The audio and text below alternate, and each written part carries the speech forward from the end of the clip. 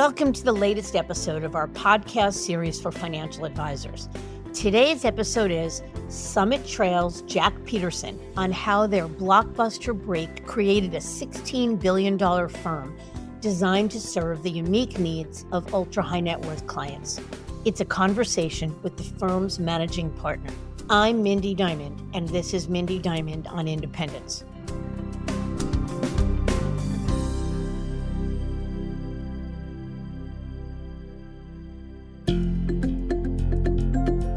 This podcast is available on our website, diamond-consultants.com, as well as Apple Podcasts and other major podcast platforms.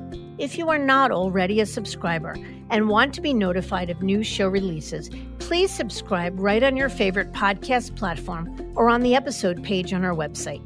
For Apple Podcast users, I'd be grateful if you'd give the show a review. Your input helps us to make the series better and alerts other advisors like you who may find the content to be relevant. And while you're at it, if you know others who are considering change or simply looking to learn more about the industry landscape, please feel free to share this episode or the series widely. It was one of the largest and most notable leaps to independence in 2015. And even today, advisors still talk about it.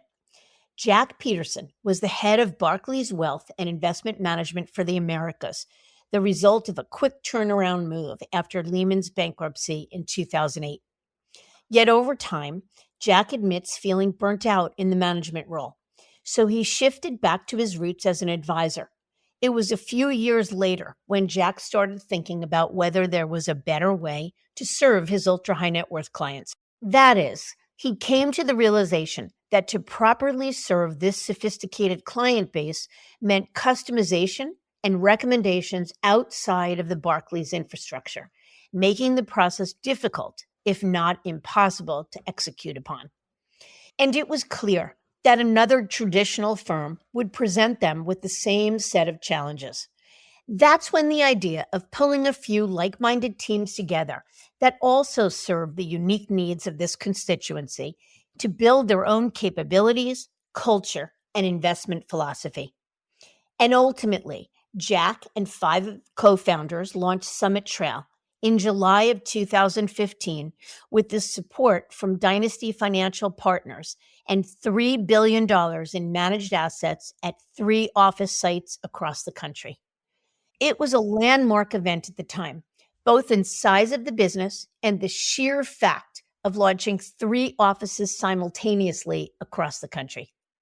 Headlines announcing the move described Summit Trail as a national wealth management boutique launched by 6 leading executives with offices in New York, Chicago, and San Francisco. They immediately became one of the largest independent wealth management firms in the U.S. Today, Summit Trail is managing some $16 billion in client assets, with offices added in Boston, Seattle, Harrisburg, and Washington, D.C. And while they've done some acquisitions, their growth has been driven more so by organic means, the latter likely due to a laser focus on ultra-high net worth clients and deep expertise with manager research and alts. In this episode with Lewis Diamond, Jack talks about the wealth management industry as it was before and after the 2008 collapse. He shares the motivations around his breakaway move and the choice to go with Dynasty. Jack talks about Summit Trail and the unique culture they've developed, the importance of equity, and the high bar they've set for acquisitions. He talks about the strategic value of private equity firms to RIAs and breakaways. Plus, Jack shares the secrets to their growth, Summit Trail's organic growth and referral model, and their plans for the future, and much more. It's a great story, so let's get to it.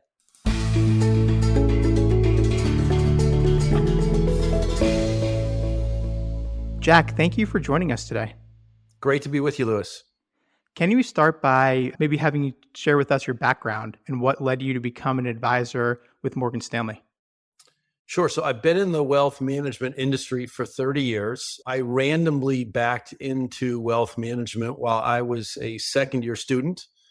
up at the Tuck School at Dartmouth College and looking for a job my second year. And I randomly walked into an interview with Goldman Sachs, not knowing who they were really or what they did. I was not at all interested in investment banking or sales and trading. And 3 months later, I was down to Morgan Stanley and Goldman Sachs with an offer to join PWM. And I ended up selecting Morgan Stanley and had 10 great years at Morgan Stanley as a advisor focused on ultra high net worth clients working from their New York office. And from there, Dean Witter bought Morgan Stanley. That changed our business. So we took our team and moved over to Lehman Brothers, where shortly upon arrival, I was asked to join the management team there and spent 5 great years at Lehman, another great firm, really good people. And through a couple of different roles, ended up as the global head of their private wealth business. Unfortunately, my end of my first full year in that role, we went bankrupt in September of '08 and lived through a very difficult experience there. And Barclays stepped in and we sold our business to Barclays and spent 7 years at Barclays, first couple in management. And then I went back to production, went back to build a client business and spent about 5 years rebuilding. And at the end, worked with a few of my partners there to think about leaving Barclays. We looked at the bank broker dealer world and then decided RIA was where we needed to be. Love it. Very succinct kind of journey through the industry. So I'm curious with your various management and leadership roles, and then you mentioned going back to becoming an advisor, which of those responsibilities, so the management, leadership, or being a everyday financial advisor, did you prefer? And what was it like toggling between the two? Yeah, good question. I will tell you, it ebbs and flows. It changes like the weather. Client work is incredibly rewarding. You're dealing with very successful people, large, complex families, problems, opportunities. I find that very interesting and very fulfilling. Solving problems, helping people feels great. But that can wear you down. And markets are challenging and client family challenges. And there are times when leading a business and building not only a team, but building a firm, having different responsibilities, rewarding in a very different way. So I have really enjoyed my 30 years because I've had a nice balance of my time working directly with clients as an FA and then time with really talented management teams in building and leading businesses. So I've really enjoyed both. And I think that speaks to my 30 years. Right today, I still work with a small group of clients while I'm managing partner at Summit Trail. Yeah, I think it's exactly right. And that's the beauty of being a business owner too, is you get to pick what is most soulful and meaningful to you. And my guess is having the lens of being an advisor is probably very helpful when recruiting and acquiring practices because you have the empathy. You've been in that seat and you still to an extent do today. So I think that's a exciting way to go about your career. I'd like to talk a little bit about what life was like at Barclays prior to launching Summit Trail. So can you elaborate on what was it like to operate the practice within Barclays? It was a new company for you. And then what was happening on the ground that sparked either the idea or the motivation to launch what became Summit Trail in 2015? Sure. So I think most of us feel like Barclays really bailed us out, right? It was a very, very dark hour in September of 2008. I don't think most people fully appreciate the scale and size of the unknowns, not just at Lehman, but globally and throughout the entire financial system. It was a really scary time. I give Bob Diamond and Tom Collaris at Barclays a lot of credit for stepping in opportunistically at a time with a ton of uncertainty and structuring a deal to acquire the Lehman institutional businesses, but also the wealth business. And I think for the first 2 or 3 years, it felt really good. We had this global balance sheet. We had this global brand and private bank behind us. And we were all still recovering from the bankruptcy. And Tom and I, with others, working closely on the unwind of the bankruptcy, which was incredibly complicated. And so I think the first couple of years felt really good. We kept about half of our advisors at Barclays, about half left and went to other firms post-bankruptcy. So we had a really good group of core advisors and we were in rebuild mode. I got really burned out And so I took a 6-month sabbatical, which was incredibly cathartic and probably necessary, and came back to just focus on clients. So 11, 12, and probably up into 2013, it felt I was reliving the client business and the rebuild. I had forgotten how difficult it was to prospect for new clients. But you could tell things were not going well at Barclays in regards to our US wealth management business. It was getting difficult to get some things done. There were a lot of other things going on at Barclays globally and from a regulatory perspective. I think Barclays as a firm had their hands full. So a number of us were getting frustrated. And reading the tea leaves, it seemed like we were not going in a great direction. Also, I think the industry, we lived through a fairly significant regulatory change. The regulators, with proper intent, reacted to the Lehman bankruptcy, that financial crisis, and they went as they should to protect retail investors. And I think that set some of the groundwork for this surge in RIAs because it became more and more difficult to do custom work and properly serve sophisticated, large, complicated families where customized analysis and making recommendations that should probably include products and business partners outside of the firm, that really was difficult to execute on. So by 2013, we were starting to have conversations about what we thought was sort of a challenging Barclays environment. We split up, 6, 7, 8 of us went around, talked to all of our friends at other firms, and we came back a few months later and said, you know what?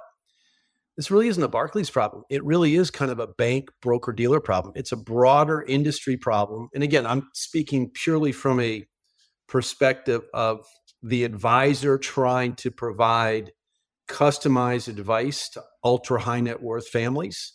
It was difficult industry wide. And that's where we discovered this RIA concept. We did work on that. We thought we would just join an RIA. And I think at the end of our due diligence process, we decided, you know what? If we can get 2 or 3 teams together and a couple billion of assets, given our requirements as advisors to ultra high net worth clients, specifically on the investment side, we probably need to start our own firm and really start with the investment philosophy and capabilities that our clients had grown to appreciate with us at Lehman and Barclays, but it's what they would expect and require going forward. And that was really the driving factor to decide with 3 teams, my team in New York, a team in Chicago, and a team in San Fran, along with our CIO, to launch our firm in July of 2015. Fascinating. And I definitely want to spend a good amount of time on that break because I still remember seeing the headlines, and that was 8 years ago or more. So definitely talk about that. But I want to hit on 2 points that you made.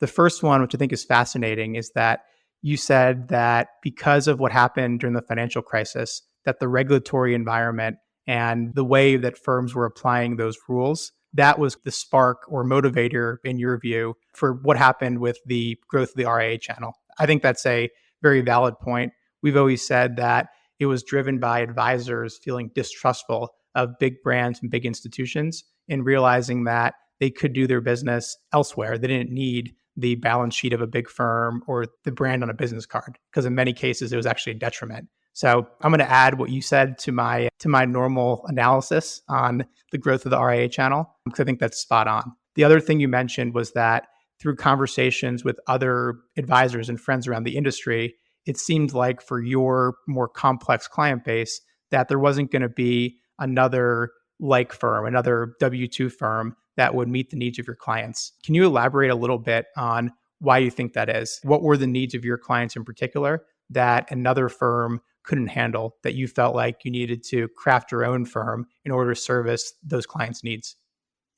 Sure. So I think as far as looking at the banks and broker dealers in the industry at that time, 2013, 2014, we had built a highly curated and controlled roster of approved managers and funds and strategies that was based on this belief of smaller, maybe earlier stage managers would drive better risk-adjusted returns because they weren't trying to put to work a ton of capital.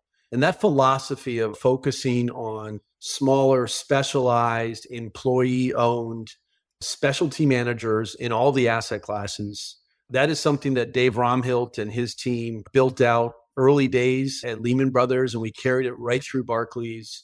And now here we are 8 years into Summit Trail. So the large firms, when you think about 5, 10, 15, or 20,000 advisors, they need to build a platform that they can scale.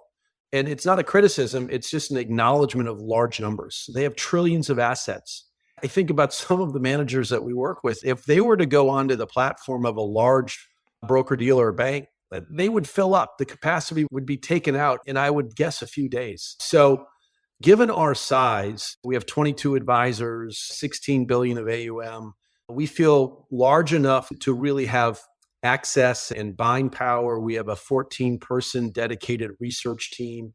We're large enough to find and get access to highly talented managers, but we're not so large where capacity becomes a problem. So industry-wide, the two challenges are creating supermarket platforms to serve 10, 15, 20,000 advisors.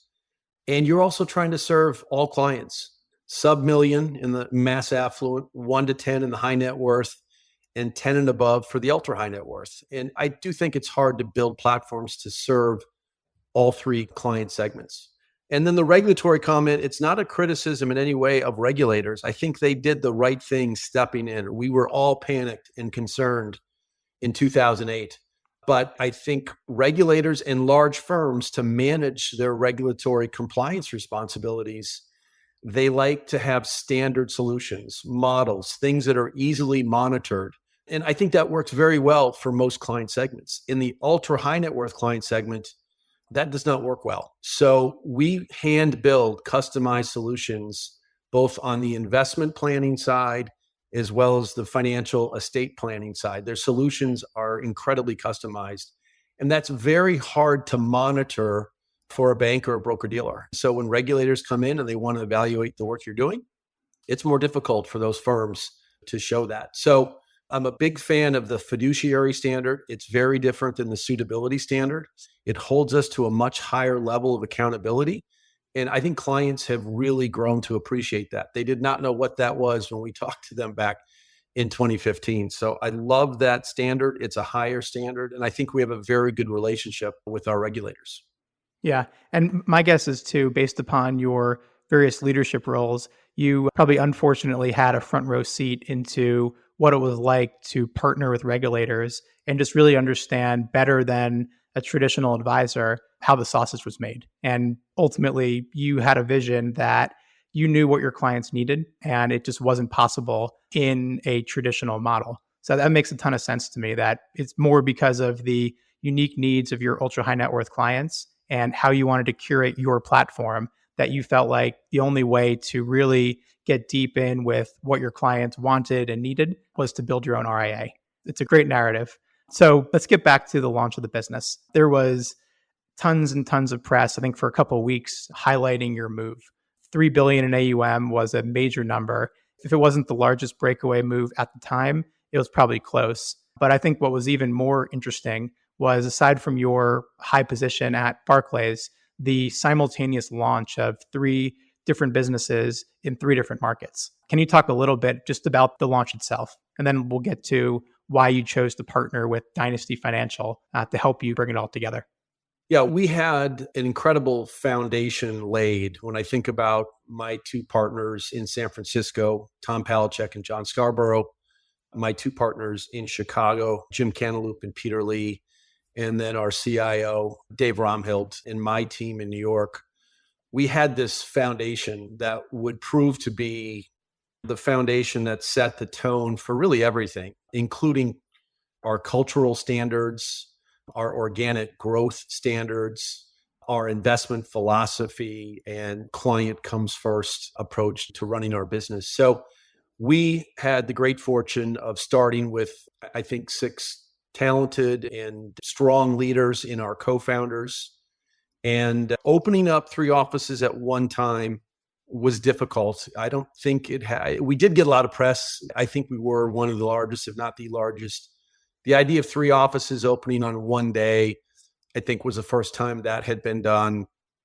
And I think the whole big team lift out of BD bank world into RIA world, that's very common now. It wasn't nearly as common then. So there was some news around that. It was incredibly well received by our clients. We had a very successful transition.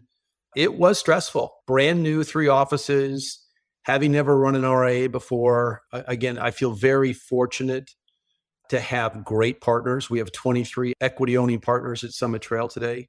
Every advisor at Summit Trail is an equity owning partner. So we're very advisor centric, which really drives our client mentality. Everything we do every single day always comes back to our clients. But it was a crazy July 24th, 2015. I'll never forget that day. Walking in, we had dynasty teams in each of our 3 offices. We popped champagne and then we got on the phones. It is by far one of the most exciting things I've ever done in my life, and it's been highly rewarding. My guess is too, you'll probably be fine never doing that again. I'd be fine never doing it again. I'm a trail lifer.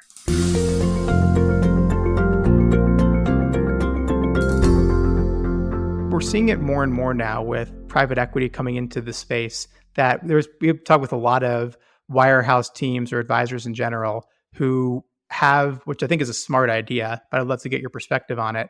The idea that bigger is better, that I'm successful on my own, but if we bundle together or bolt on this other team, 2 other teams, 4 other teams, that we're going to be more valuable. But the businesses before never really had much connective tissue. I'm curious your opinion of this as far as how it works and what the pitfalls are, because I think we're going to see more and more advisors trying to pull this off. And I guess in some ways following in your footsteps. I think this is a really important question. It's a very timely topic. So I think private equity discovering wealth management and in particular the RIA business model, I think it's a very good thing. It's overdue. I think these are great businesses and it just makes a ton of sense to me. So on the surface, I think it's a great thing. Like anything else in life, it really does come down to fit and aligned interests. And so we've spent a couple of years thinking about this and evaluating our options and future plans. And we're going to continue to do work on this because it's a long-term likelihood. Who and how and what we do is nowhere near decided, but I'm definitely watching our peer group, our competitors. Most have taken private equity, and with private equity comes capital, but also oftentimes with private equity comes a business partner that can bring valuable resources to your firm. It can increase deal flow. You can have some outsourced resources around M&A and marketing and technology. So it's compelling, but fit is incredibly important. Cultural fit, structural fit, alignment of interests. And I think one of the great things about our country and our industry is we have many, many options. There are multiple forms of capital and capital partners. And so I think we as a firm, and no different than everyone that's gone before us, you've got to decide what you are doing. And when your business plan requires capital, you have the luxury or the opportunity to evaluate all options from debt to equity, a term fund or permanent or semi-permanent capital. We have so many options. Obviously, Dynasty has a platform. So there are almost an unlimited list of alternatives. And I just think we have to be very, very thoughtful and be really clear on what is our business plan? What is that strategy? Where do we need capital? And in exchange for capital, what else are we going to get? And so that's a process that we'll continue to work through. I've been impressed by a number of my friends running other RIAs and other peer group RIAs that have done some really impressive things by partnering with many of the leading private equity firms. We have a great relationship with our bank for Citizens on the lending side, and that's through Dynasty. So lots of options. We're moving slowly, And there are risks of bringing in an outside capital partner. And not every deal is going to go well. And I think we've seen a lot of capital get put to work. I think over the next 3-4 years, some of those are going to work out really well. I look at a Beacon Point and watch what they did with Aubrey and now KKR. Matt and Shannon have done a great job. I think there'll be some other deals that probably don't work out as well, but it's something that we'll continue to focus on in the coming years. Yeah, that's fascinating. The point that I like the most of what you said is that if you take on capital, it has to be for a strategic reason, because it's not hard to, especially for a firm of your size and stature, to attract folks probably falling all over themselves to deploy capital, to invest in your M&A strategy and just have a piece of your very, very valuable business. But it's about what does giving up some control, selling some equity, what does it actually get us strategically? I think that's very smart. What would you say to a group of advisors? So maybe it's somewhat of a similar situation as you were in. You have advisors in different markets or friends even in the same market who are running different businesses, but thinking about launching an RIA together because they want to create more value. What do you think about that? So instead of one cohesive team launching, having these disparate groups coming together at time of launch. Yeah, so I think it has a lot of potential, right? So you have different teams in the same market or different teams in different markets. What I would say is early on, when you all sit down and have a conversation, does that conversation feel good? Is there synergies? Is there mutual respect, enthusiasm around some of the same core philosophies and cultural similarities? If that's not really easy early on, I would encourage you to be very careful. Life is hard enough as it is. Building an RIA is hard enough as it is. That's where I come back to my co-founders and the teams that joined us shortly thereafter. We had 2 more teams join us from Barclays. Those first 5 teams really set the tone, and they were the foundation of what Summit Trail is today. And so, yeah, I think multiple advisors, there's definitely a benefit to joining up, right? Scale, brand, shared expenses, critical mass, buying power, shared technology. There's all kinds of benefits, but it really, all of that is highly dependent on a culture and a business philosophy and an execution model that is highly aligned. And if it's not, the likelihood of that failing is awfully high. I feel the same way, that it's an interesting thought exercise and the benefits that you laid out are the exact right ones, but there's enough moving parts, enough hard work to build a firm the right way. So if you all of a sudden throw the grenade of extra voices, extra needs, and perhaps folks not being completely aligned, then it's probably not worth the effort, or the juice isn't worth the squeeze. So I appreciate that perspective. Let's talk specifically about Summit Trail itself. You shared a little bit about the size of the business, 16 billion or so in assets. Can you talk a little bit more about the breakdown of your team and just how you went about designing the architecture of Summit Trail today? Sure. So today, quick snapshot, 95 employees, 16 billion of AUM, 22 billion of AUA.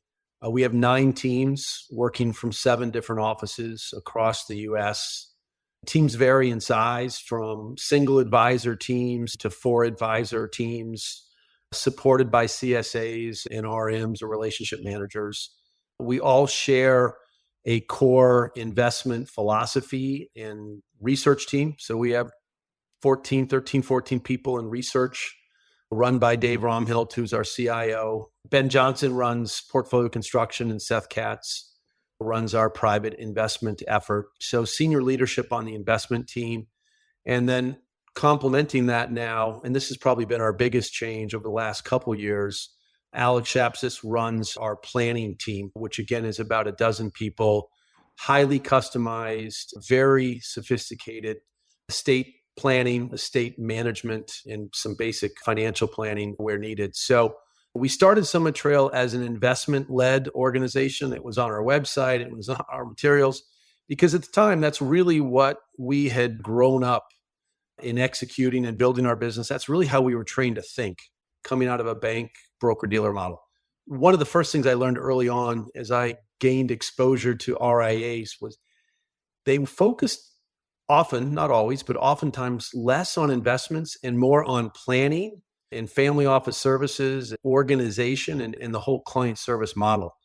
And what we have done over 8 years is lean into that further and further. We found Alex and his team back in 2020 during COVID, and we lifted them out of an organization in February of 21. And we've built out now a centralized planning team that's hand in hand integrated with our investment planning team. So that has been the biggest kind of structural change.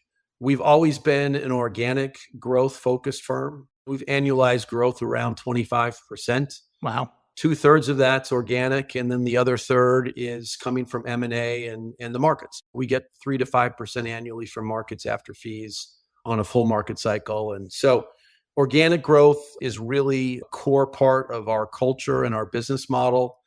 Our advisors are incredibly talented in how they have built out their own referral networks. We don't advertise, we don't do digital marketing. It's the old-fashioned referral model: attorneys, accountants, business managers, agents, investment bankers, et cetera. Each of our advisory teams does it their own way in their own markets, but they're all fast growers, which has really driven our growth. Yes. So two comments or questions there. So I actually noted, but you already hit on it, that Summit Trail positions itself as an investment first firm or investment forward firm, which is against the norm. Most firms these days are planning first and the investments follow. So you talked a little bit about why that was, but it seems like you've really made it much more of a holistic firm now. So your specialty was and is on the investment side, but with the work you're now doing with advanced planning and estate work, that now the value proposition is rounded out. Did you feel like it was lacking on the planning side before you lifted out the team during COVID? Was it something that clients were asking for, or did you feel pretty settled that you had the right mousetrap built? I think at a minimum, we were not standardized. We had 7, 8 teams that were doing it their own way. We were all leveraging outside lawyers and tax specialists and accountants, but it was not standardized. We hadn't institutionalized the process. But what our team today brings in form of capability is it's a higher degree of sophistication in the form of technical recommendations, but also it's the coordination of all these outside resources. Again, lawyers, accountant, tax specialists. It's the collection of data that comprises the current estate plan, and then analyzing the current plan, identifying opportunities and gaps and challenges, making a series of recommendations, and then managing that process so the client doesn't have to go out and do it. And we were doing that before, but we weren't doing it in a shared, centralized resource way, and it wasn't standardized. So we always got it done, but we were relying more heavily on outside resources. And today we can leverage this talented team internally, and it's a far superior client experience. And I think we're giving better advice. Very interesting.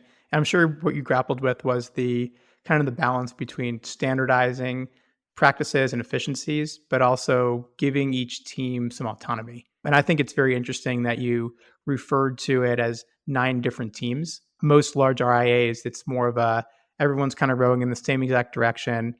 All clients are kind of clients of the firm, and there isn't really a distinction or delineation between the different advisors and what they're doing. So I'm curious if you can talk a little bit about why you think having different teams is the right approach, at least for Summit Trail. Yeah, good question. I think so. First of all, I think of Summit Trail as a hybrid, and we talked about it. We designed the business plan as sort of a hybrid model, meaning a blend of what we think of some of the best broker-dealer components combined and enhanced by what the RIA chassis or business model provides. So, for example, we have 40% payout. Our advisors receive 40% payout. Most RIAs don't have payout.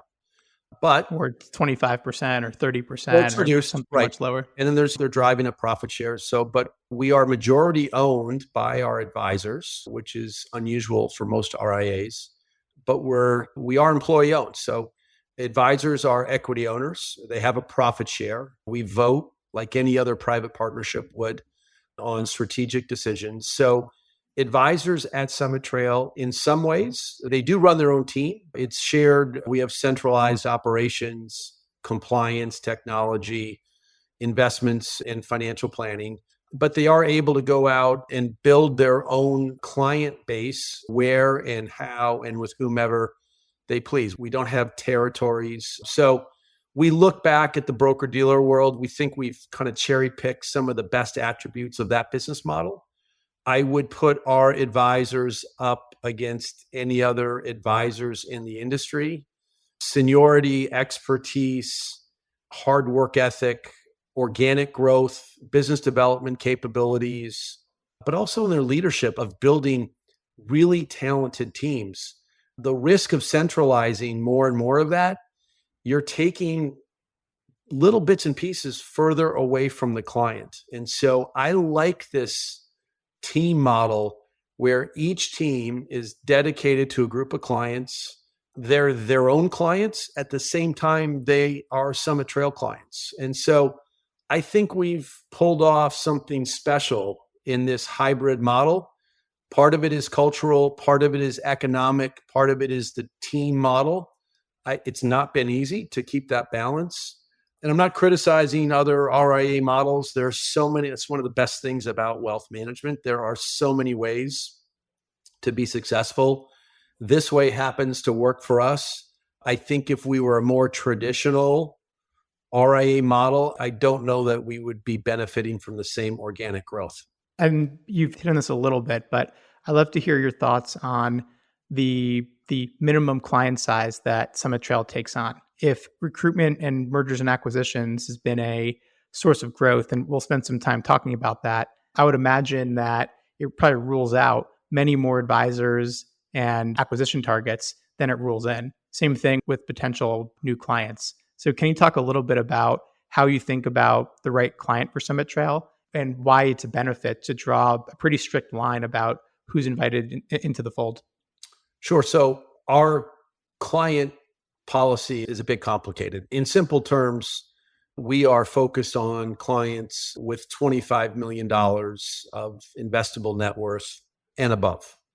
When you're out looking for 25, you'll find 100s, you'll find billionaires, you'll also find ones and twos and fives and tens. Every client requires a lot of time, constant attention, and bandwidth from a thought process perspective. So we take each client slot incredibly seriously. It's why we decided to focus and limit ourselves to one client segment, ultra high net worth. We average about 22 or 23 clients per advisor, which is very low by industry standards.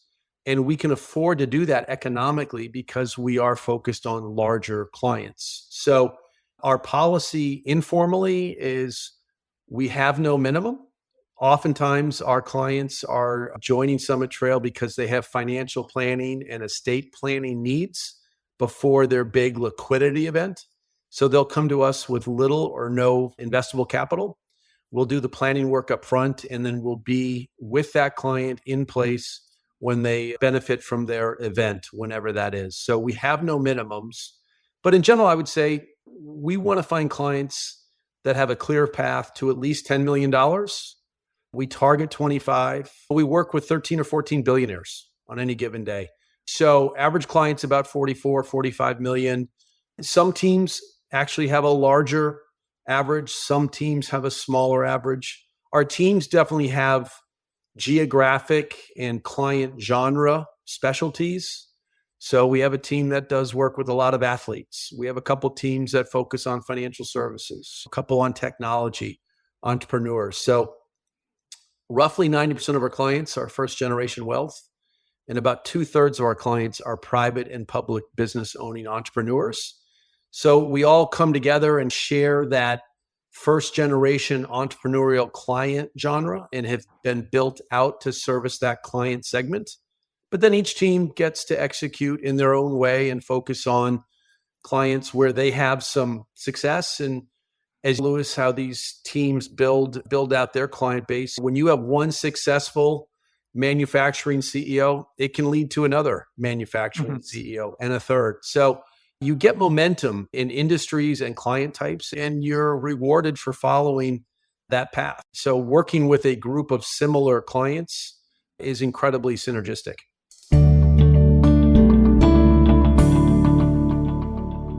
I have to imagine, though, that over the 8 years that Summit Trail's been in existence, you've been tempted, or maybe at least gave some serious thought to maybe bifurcating your service model. There has to have been some really talented teams that have come along that would have been great cultural fits. They were ethical, they grew, but maybe they were serving the $5 million or the $3 million typical client.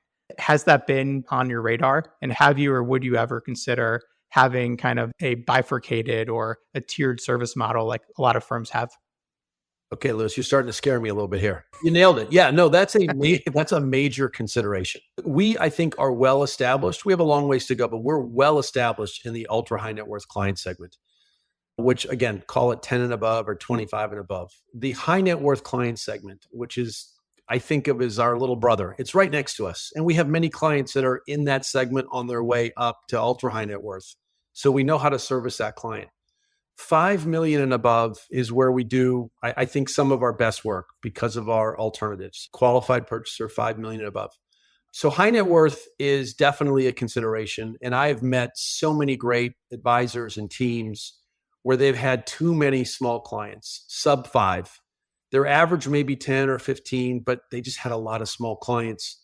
And we don't really scale small clients well. And these were small clients that weren't going to turn into 10 and $25 million clients. So unfortunately, a lot of advisors in our industry are financially incentivized to take on every client that they come across that they want to work with. And I think the large firms in particular encourage that in many ways. We think we have been rewarded and we've benefited from maintaining our focus on ultra, but that high net worth client segment, my ability as I focus on what I call partnership expansion or M&A, the tuck-in of teams, would greatly accelerate our volume if we were to decide to bring on that second client segment, possibly, probably separately branded. So when we think about our 10-year strategic plan, and that's why I'm joking with you a little bit, I feel like you've been reading it, it's definitely on our list. Like, is this something we should do? Right now, we feel very good about ultra, but high net worth is definitely on our long-term list of considerations.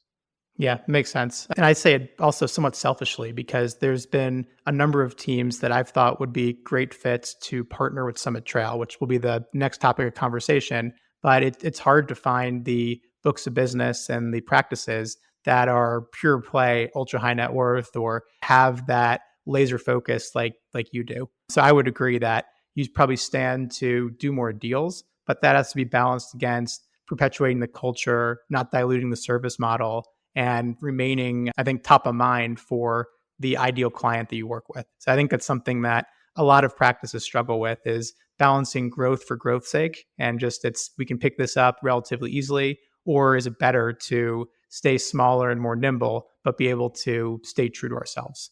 And I'm glad that I'm reading your business plan. Well, listen, I really appreciate you are a very high quality recruiter, Diamond Consultants. You guys have done a great job, but also what I appreciate about you and I don't talk that often. And that's because you know who we are at Summit Trail. And you call me when there's a good fit, a potential for a team that would be a good fit for Summit Trail, and Summit Trail would be a good fit for that team. And so I think you're really good at what you do. You get to know your clients very well. And then the Summit Trails that are out there versus a mass affluent firm, and you know the difference and you know where to go when you have the right opportunity. But my phone doesn't ring that often. That's part of the bummer of our focus and our discipline, but it's something we've been comfortable living with. And I think we've benefited from that. So I don't see that changing anytime soon. Yeah. And first off, thank you. I did not pay you to make those comments. Look, I would say that what you're doing works. Very few firms we've had in this podcast, and we've had many, have grown the way that Summit Trail does. In my humble opinion, I think it's better to have a more focused business, especially if you keep up the growth. Maybe one day if the 20% ticks down to 5% or 10%, where you feel like you're really missing something, then you can expand it. But I think the discipline is probably part of your secret sauce, and you would agree. Let's talk a little bit about your recruitment and acquisition successes. You mentioned some of the teams from Barclays that joined you after the starting gun and then soon after, but you've also had a number of other folks join you. So can you talk briefly about who these folks were, where they came from, and what was it that motivated these folks to join Summit Trail over any other type of firm? Sure. So if you think about 2015, we ended that year with 5 teams, all directly from Barclays. And Barclays was about to sell their business, which closed. That Stiefel deal closed in December of 15. So we had a short window to try to find a few more like-minded teams, and we pulled 2 more out in August and in October of that year.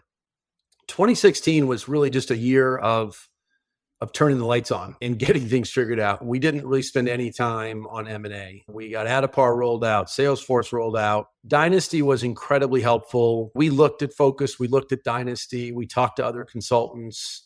In the end, we selected Dynasty because of the boots on the ground, the depth and quality of their team in helping us design and then launch 3 teams at one time, which again, I don't think had been done before. So they were instrumental in our success early on. We worked with John Fury from Advisor Growth Strategies on business plan and marketing, a little bit of operating agreement, and a lot of time spent on our M&A model.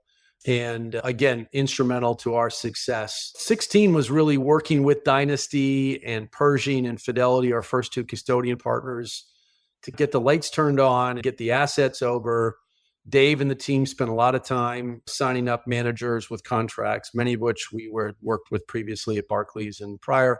So then I started to focus a little bit more on M&A in 17, and through many people at Summit Trail, we had reconnected with a very talented advisor in the New York market who was at a smaller RIA, Justin Waterman, really talented advisor at a small firm, had a very good relationship with Dave, actually had worked with Dave back at Lehman. And that was an acquisition. We thought we'd buy the whole firm. At the end, the founder of that firm just, I think, wanted to stay solo. But Justin still wanted to join Summit Trail. So we found a way to buy him out. And that was August of 17. And Justin's been incredibly successful in his growth and building out one of our largest teams here at Summit Trail in a short period of time. 2018, I spent a whole year on a big Morgan Stanley team in the South, and New Year's Eve, it fell apart. Tough night, despite the New Year's celebration. And then 19, we were fortunate enough, Dynasty brought us a really talented team. We lifted John Williams and Kevin Curtis out of Wilmington Trust. And the month before that, Michelle Rudd joined us from Wells Fargo. So we opened up Seattle and Harrisburg in the summer of 2019. And a lot of work to onboard their businesses. COVID rolls out. We didn't get anything done in 20, but we started talking to Alex and his team in the summer of 20. And then 21, they joined us in February. And that was a major lift. We had an extended period of litigation and extraction. We finally got them fully up and running that summer. And then we spent about a year integrating that team and rolling out that planning capability. So we haven't done that many deals, or we haven't lifted out that many teams. I feel like I spend a lot of time focused on and looking for teams. And then once we find a team, we have a very comprehensive, thorough process we go through, which takes months. But we're also very comfortable with our kind of pace. I would like it to be more. I'd like to be doing more deals, but I feel really good about the decisions we've made so far, the cultural fit, the client fit. And we'll, I think, continue with this model of looking for high quality, like-minded teams with comparable clients, high client AUM average, and working with Dynasty on M&A as well as you and a few other recruiters. Very good. Yeah, it seems like even though in your opinion, you haven't done that many deals, I think 95% of breakaways or RIAs would kill to have the level of success that you've had. There's only a handful of firms in the industry, the Mercers and Mariners and Cap Trust of the world, that they have the capacity to do so many deals, but it's a very different strategy and business model. Maybe one day you get there, but I think being disciplined about a team here, a team there, and finding the right teams is, again, I think a really smart approach, and staying focused and staying true to who Summit Trail is. So I think it's a strategy that'll keep paying off. 2 more questions for you, and then we'll let you get on with your busy day. How do you allocate your time between running the firm and still serving as an advisor?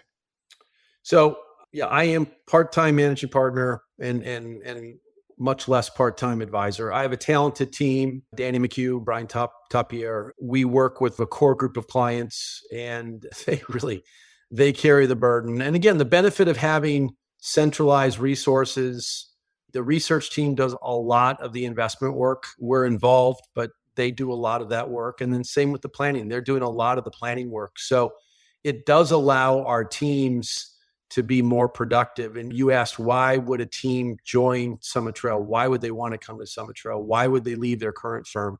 A couple of things. One, clients are unhappy or frustrated. Advisors get nervous when their clients are unhappy. Secondly, clients are frustrated or advisors are frustrated. Advisors aren't growing as fast as they used to. There's normally an event that gets an advisor to go out into the market and start looking. And that's normally when we find them. They end up coming to Summit Trail because they start to believe, they can be part of something bigger than themselves. They can provide a better client experience and they can grow faster and build a bigger business. And in the end, create their own family wealth through equity ownership in Summit Trail. It always comes back to the client. And I always say to each advisor before they join, give me your 3 or 4 talking points when you sit down with each client and explain to them why you're leaving the current firm and why you selected Summit Trail. And if that's not compelling, you shouldn't come. Let's focus on getting every single client out of current firm and over to Summit Trail. Our motto is no client left behind. So that has to be compelling. And every team that has joined Summit Trail, those talking points have absolutely rung true. They're going to create a better client experience, better advice, better reporting without a par, better investment platform, and a planning experience that I think is unmatched in the industry. So I think that's why these clients follow their advisors.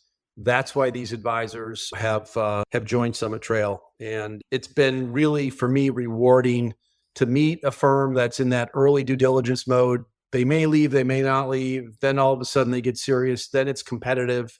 It's 5 firms, it's 3 firms. It becomes Summit Trail.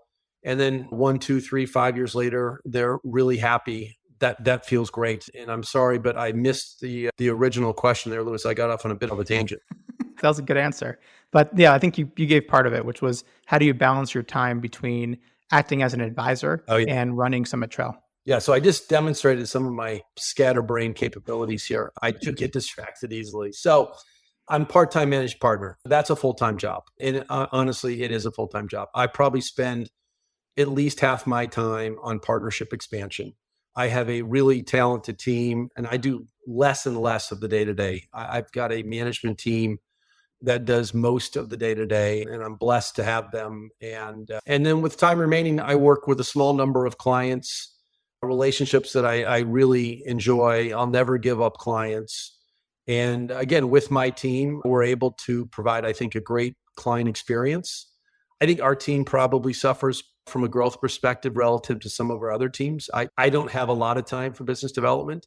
My 2 other teammates spend some time on that, but there's 24 hours in the day and every day it's a challenge, but you get it done. And what you don't get done today, you put on your list for tomorrow. But I wouldn't have it any other way. A lot of people at Summit Trail wear multiple hats. And like the idea of Summit Trail being 8 years old and 16 billion of AUM and 22 billion of AUA, 95 employees, you would think we have this big management team and everybody has clear roles and we're all doing our thing.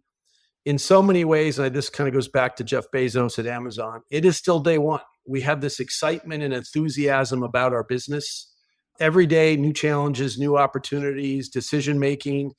And our management team is small and our hierarchy is very flat. So we all wear multiple hats and we try to get everything done that day that needs to get done.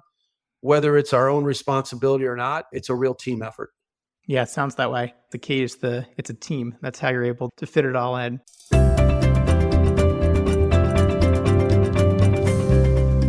Last question to take us home. You've given, I think, amazing advice to those looking to launch a firm, how to build it the right way. how to stay disciplined. But any parting words for those considering change, either ones who are looking to enter the independent channel like you did, or just thinking of a move in general? Yeah. So again, there has to be a catalyst to a move. Even those that are very monetarily motivated, at the end of the day, most people don't move until there's really a problem. People are not just moving from firm to firm to firm for the money. As much as that reputation is out there, the advisors in our industry on every platform, banks, broker dealers, and RIAs are really good people, and they really believe that they are helping, educating, and advising clients and really adding value. So I always start with that one blank piece of paper. Let's talk about why you're not happy. Let's talk about why your clients are not happy. And then let's identify 3, 4, 5 things that need to be addressed. Can we address those as Summit Trail? Maybe we can, maybe we can't. But I would encourage anybody, regardless of where you are, if you're not happy, ask yourself why.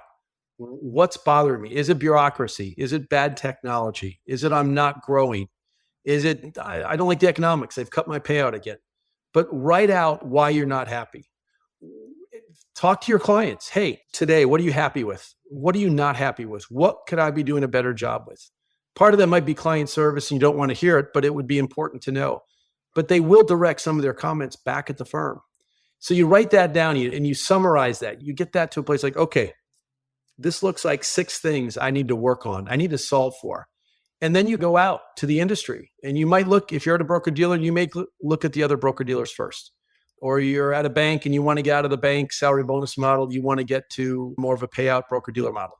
You'll start your journey. That path should be long.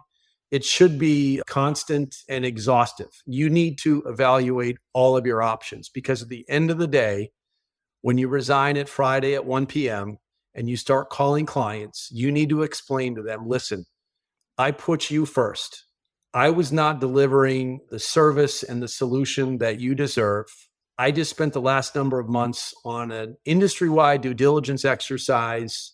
I decided to leave and move to X or start my own firm Y because here is what I'm going to be able to do for you. And that story has to be real, authentic. It has to be compelling. You have to believe it as the advisor, and then your client will relate to it, trust you, and follow you to wherever you're headed. But it really does start and end with the client. Now you're reading my business plan. We completely agree. You have to start off with what's driving the bus. We have a assessment we take our advisor clients through, and those are many of the questions. Because without that driving force or motivation or clear narrative, you're just not going to have the energy to go through the hard work of due diligence and then a transition. But to your point, more importantly, you're not going to be able to convincingly relate this information to clients. So I think we're very aligned in the way we're thinking. Jack, thank you so much for spending time with us today, taking time out of your very busy day. I learned a lot and I'm positive our listeners did too, and very excited to see where Summit Trail goes. And we'll have you back on when you're at 30 billion, probably in a year or two, given all the success you're about to have. So thank you very much. Well, Liz, you're very kind. Always enjoy time spending with you anytime I can do that. And really enjoyed our conversation. You asked some really great questions and look forward to connecting again soon.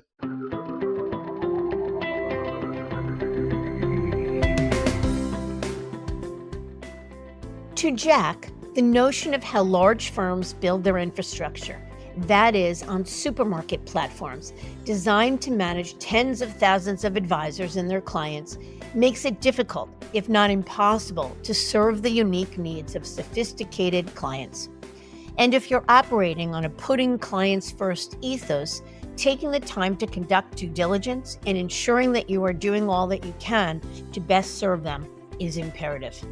I thank you for listening, and I encourage you to visit our website, diamond-consultants.com, and click on the Tools and Resources link for valuable content. You'll also find a link to subscribe for regular updates to the series. And if you're not a recipient of our weekly email, Perspectives for Advisors, click on the articles link to browse recent topics.